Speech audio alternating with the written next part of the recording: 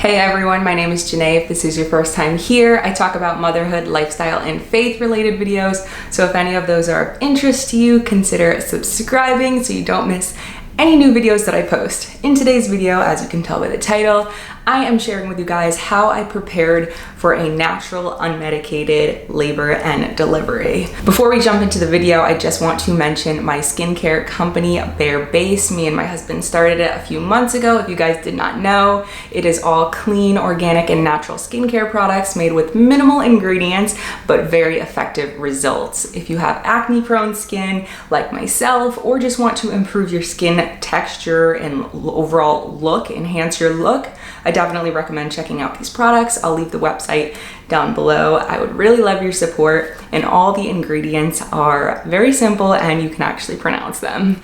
All right, let's get into this video. All right, so how I prepared for a natural, unmedicated birth. If you haven't seen my birth vlog and birth story, I will link them both above and below so you guys can go check those out. But basically, I labored for a very long time until I was over 9 centimeters with no pain medication, all natural. I did have to end up getting an epidural after I was past 9 centimeters just because I was stuck at 9 centimeters for hours on end, and it was either get the epidural or have a C-section. So I kind of had to get the epidural. It wasn't because I wanted it. So yeah, so that being said, basically my entire labor I did naturally, and I could have done it naturally. I just, like I said, it was out of my control at that point. But yeah, so what I did, how I prepared before going into labor. I did a lot of preparation. So one of the things I did was listen to a lot of podcasts, just basically any birthing podcast that talked about like birth stories from other mamas and their experience, what they went through, what their plan was, how it actually ended up going. I just listened to a lot of podcasts about birthing experiences just to hear other mamas' experiences, and just to basically prepare myself for all of the unexpected situations that could happen. So that helped a lot. The next thing I did, of course, was trust God. That's actually number one, because at the end of the day, I knew God could get me through that. I knew I wasn't gonna die. And yeah, so trusting God is a big one. The next thing I did that kind of goes along with the podcast was researched everything that could possibly go wrong. So like, people would probably tell you not to do that because you'll scare yourself, but for me it was more like I would be more scared if I got into a situation I knew nothing about, and then I'm like, oh my gosh, is this normal? Like, does this happen to people, you know? So I looked up like all the labor and delivery complications that could happen, like hemorrhaging, which I did happen to do. So it was good I knew about it before it happened, because as I was hemorrhaging after birth, I was like, there was so much peace over me. I know it's from God, but then a small part of it is also from me knowing that that happens to people sometimes, and then trusting in God, knowing that I wasn't going to die. I had a really big peace about me. I wasn't nervous at all in that moment.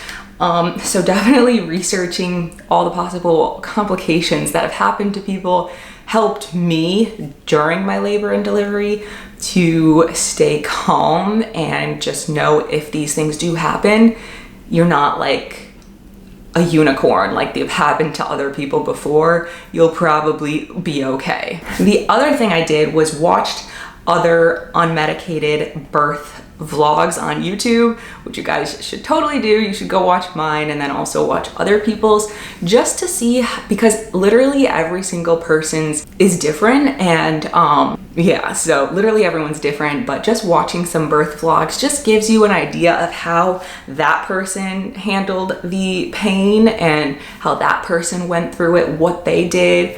So that helped a lot.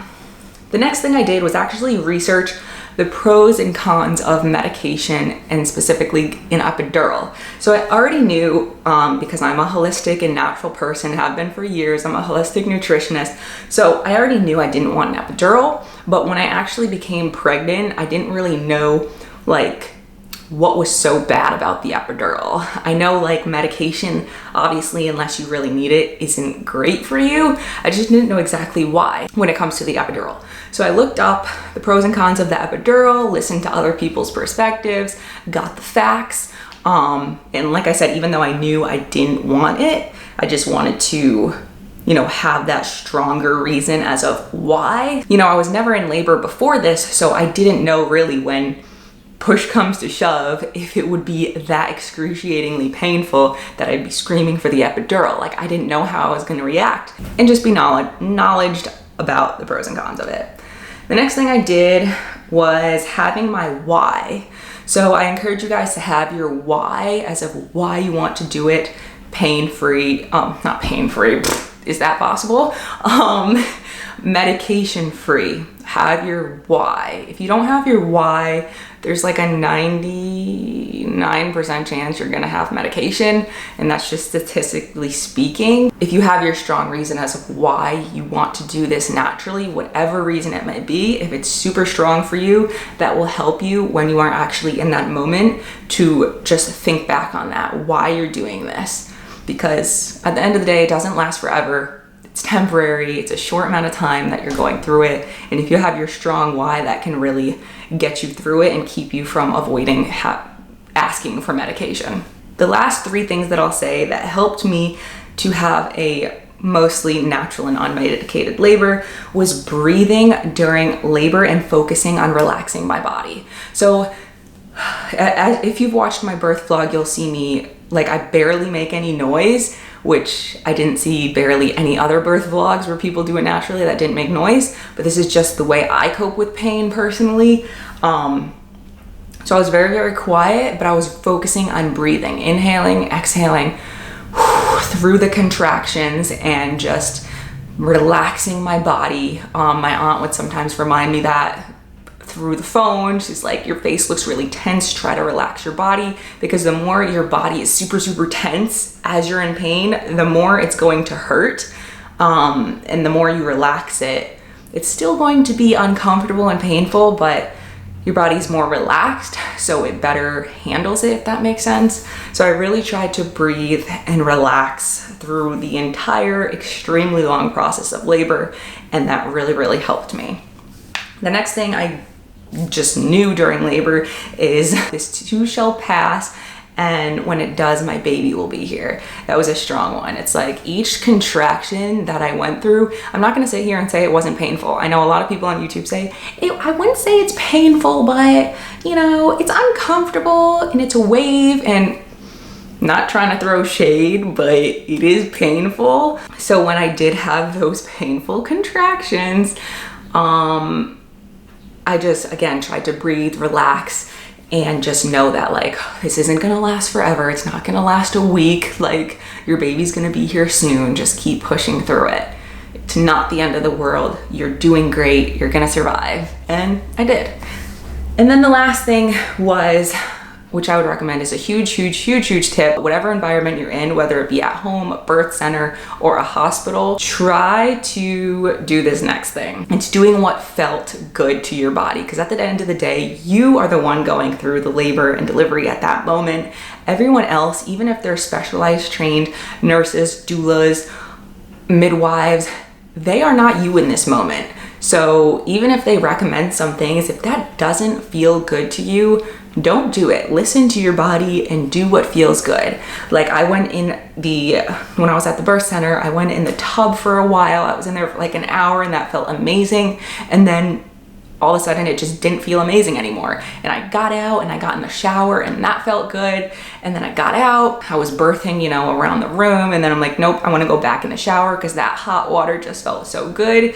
Even though I will say contractions, standing up in a shower, hit on a whole nother level, but when they passed, that warm water really comforted me and felt good. So I was in the shower for a long time, My husband got in there with me at one point. I got out, like I was moving all around the place. I laid in the bed. Contractions are painful if you're laying down, but I was just so exhausted I literally couldn't even stand. So yeah, just do what feels good to your body. Your labor and delivery will go a lot smoother. All right, well, I hope this video helps you guys to prepare for a natural labor and delivery. Again, at the end of the day, you can only do so much. You might end up in a situation like myself where you can stick it out and do it naturally, but just medically it's not safe and you have to turn to medication or a C-section or whatever happens. But if you do these things, I really hope they help you mentally, physically. At the end of the day, really, I don't know a lot of people whose births have gone exactly to their plan, but I hope these things help. If you did like this video, please be sure to give this video a like, hit that subscribe button, leave your comments down below, and I'll see you guys next time. Bye.